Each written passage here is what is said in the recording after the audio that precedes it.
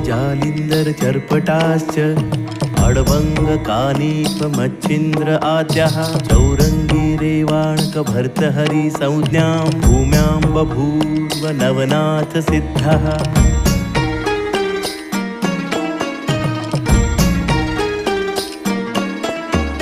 गोरक्ष जालिंदर चर्पटाश्च अडवंग कानीप मच्छिंद्र आद्याः चौरंगी रेवाणक भर्तहरि संज्ञां भूम्यां बभूव नवनाथ सिद्धः।